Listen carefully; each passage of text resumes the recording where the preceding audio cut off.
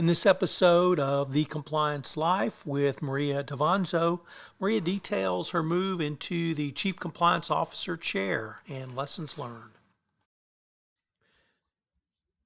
Hello, everyone. This is Tom Fox. Welcome back to this month's The Compliance Life. We're visiting with Maria Davanzo about her journey to and from the CCO chair. In this episode, we're going to take a little bit deeper dive into her role as Chief Ethics and Compliance Officer at Cushman & Wakefield. So, Maria, first of all, welcome back. Thank you, Tom. Great to be here.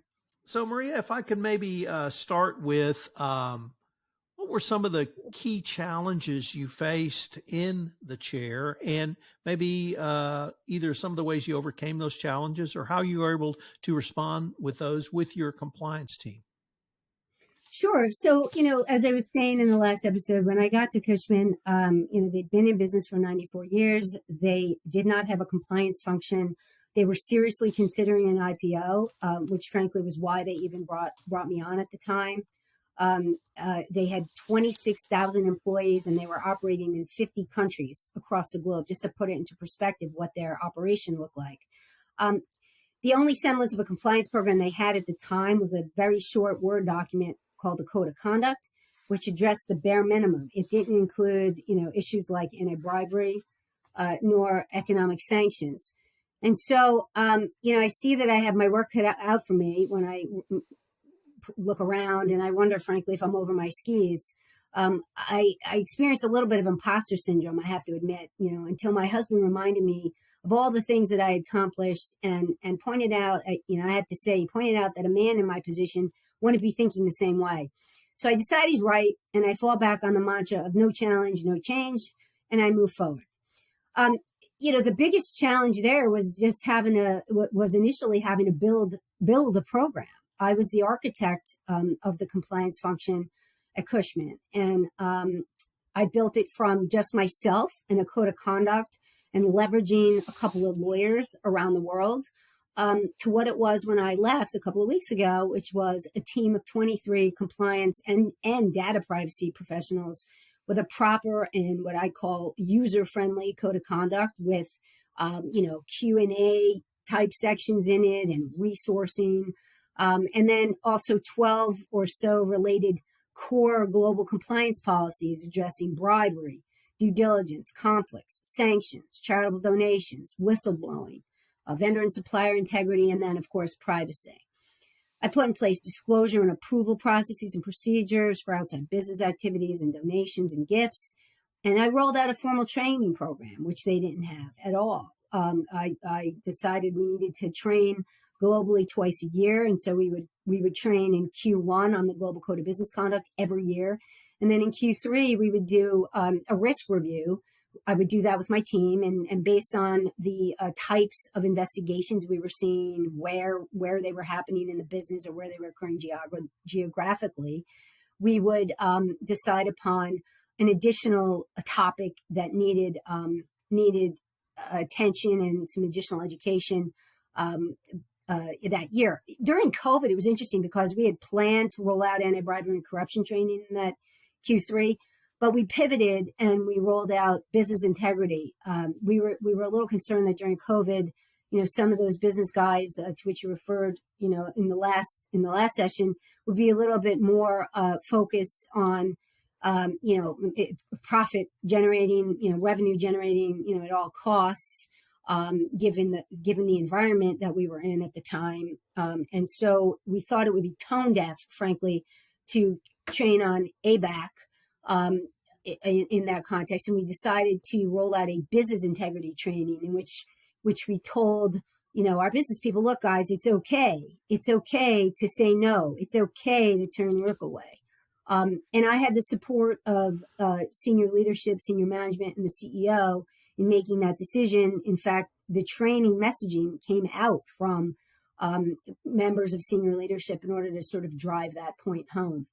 And so, that was one way that we were able to overcome some of the challenges of having folks, not think about the ethics and compliance impact of their activity and worry more about the money, And that is by A, training, and B, more importantly, having the support of visually of senior leadership when we did that. We also would roll out regional trainings based on what might be appropriate to the region. For example, our EMEA businesses in the UK and mainland Europe were subject to specific AML requirements, while our US businesses were not. And so we rolled out AML training in EMEA, but not in the US. Personally, I felt it would have appeared tone deaf to both our regulators and our employees had we rolled out AML training globally. And so we made that conscious decision to focus where that training would go. Part of my role there also included reporting to the audit committee and meeting with our external auditors on a quarterly basis to discuss investigation metrics and trends. And I think that having that direct access to the audit committee and regular meetings, on a quarterly basis at the same time as the board meetings and the earnings helped to ensure that that the messaging was supported at the highest level of the organization, which also helped to overcome some of the difficulties that we faced within the businesses themselves, because they would see that I had the ear of the audit chair, and so folks would say, maybe this is something that I need to focus on.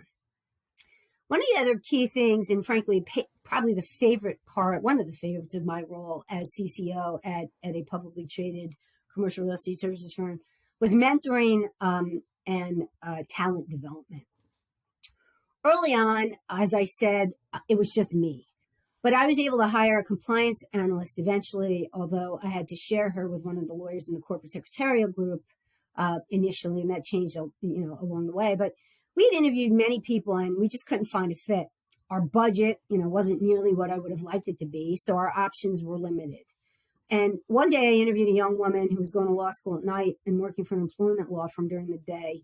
And she had zero compliance experience, but she was very smart. She was eager for a change, and she was clearly willing to work hard. Honestly, she reminded me of me.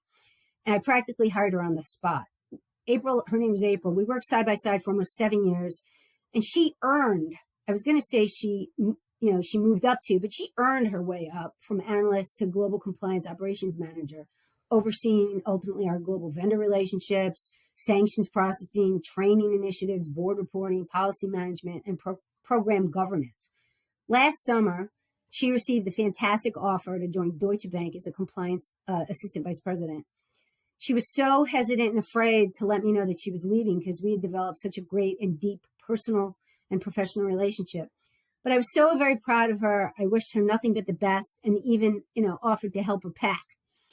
There's several other folks like that on my team with similar stories. My first privacy lead worked for me for almost 3 years. And like April, he too was early in his career, didn't have a lot of experience, but I saw potential and the desire to work hard. So I hired him. Today, he's data privacy counsel at Bloomberg. I call them all friends, and I keep in regular contact with them and want to see how their careers play out and continue to work with them and act as mentors for them. Lessons learned in my role as CCO and in my prior roles, frankly, the main one is that compliance is one of the hardest jobs, if not the hardest in any company. And I have to tell you, I feel vindicated in having that view by reading the keynote address by Kenneth Polite in May at the Compliance Week function, where he said he was a compliance officer too, and he acknowledged how hard that job is. Other members of senior leadership in my firm too have acknowledged it, but it is one of the hardest jobs in any corporation. To be effective, employees need to know who you are, they have to trust you, and they have to have faith in you, and they have to see you as a human being. One of Cushman's CEOs taught me that the best way to accomplish this is to go to where the employees are and to listen to them over a cup of coffee. At his urging and with his incredible support, I took a trip to our offices in China. I made presentations to employees, but the most impactful thing I did while I was there was sit in a conference room and schedule time for employees to come in one-on-one if they wanted to and chat with me for a little while. It was during those personal conversations that I learned about how to relate to different cultures effectively. I was drawing upon my people skills that I developed early in my career, which we've talked about previously, and I was able to make some of them feel comfortable enough to tell me about some very real concerns that they had, which, as I'm sure you can appreciate, Tom, is no easy task in China. Speaking up just isn't something that they do freely, and that's from a cultural perspective. I made similar trips to and had similar experiences in India and South America. And again, was able to draw on my ability to relate to people and some of that empathy that we talked about in other podcasts to open people up and let them share with me so that I could address some of the issues. I encountered the usual challenges that all chief compliance officers encounter, empowerment, resourcing, access, seat at the table. And navigating these challenges was not easy. At the beginning, as I said earlier, there was a lot of change management involved. It became a little bit easier when we filed our IPO in 2018, but there was still a way to go. The key to navigating these challenges was creating relationships with people.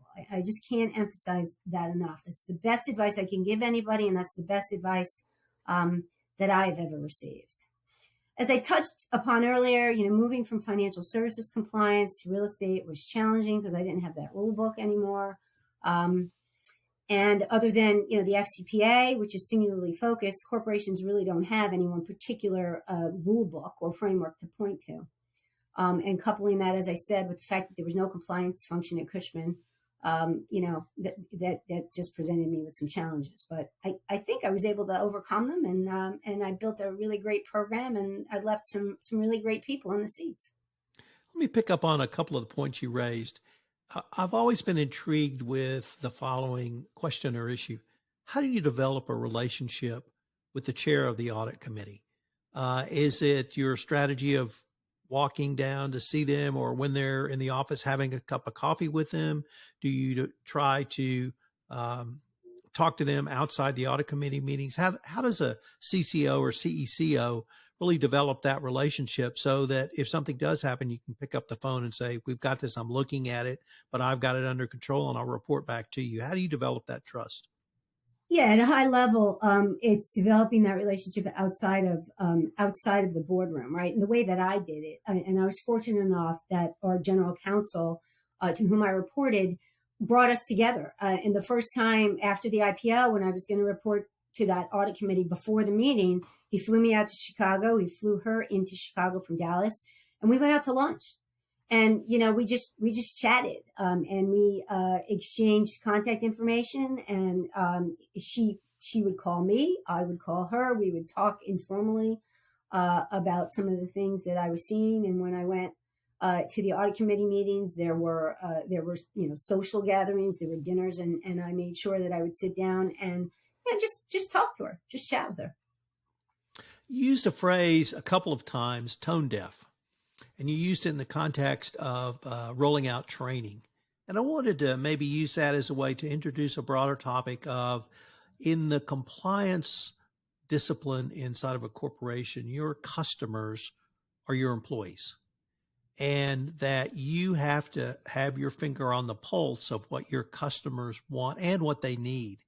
And how were you able to kind of develop that pulse or get that pulse and then translate what you were picking up on that pulse into decisions that, now maybe not be the right time to roll out ABAC training, or someone in Houston, Texas may not need to know about GDPR compliance. How were you able to kind of use that information to help guide your decisions? Yeah, I guess high level again, situational awareness, right? So, and data, I would use data. I would look at the investigation trends. I would look at our training completion rate trends. I would look at our conflicts of interest disclosures. We would try, it was difficult because we didn't have a tool, but we would try to track the sorts of inquiries that came to the compliance officer, sort of like a ticketing, customer service hotline type tracking. In order to figure out what it is people were comfortable with, familiar with, what they needed more information on. We started pulling data on code, opening the code document, where in the code were people looking. So really using data analytics and reviewing that and analyzing it to figure out, where we needed to focus our efforts, our attention, and our resources. Maria, unfortunately, we are near the end of our time for this episode, but I hope our listeners will join us next time for our fourth and final episode, where we're going to explore your current role at Traliant, but also talk about sort of the sum up your career and the lessons you learned moving up to the CCO chair and in the CCO chair to help current CCOs do compliance better. I greatly look forward to continuing this conversation. Thank you, Tom. You too. This is Tom Fox again. Thank you for listening to this episode of The Compliance Life. I hope you will join us in our next episode, where Maria talks about her move from the CCO chair to Traliant and what she hopes to bring to her former colleagues and the Chief Compliance Officer chair in her new position. I know you will enjoy next week's episode. The Compliance Life is a production of the Compliance Podcast Network.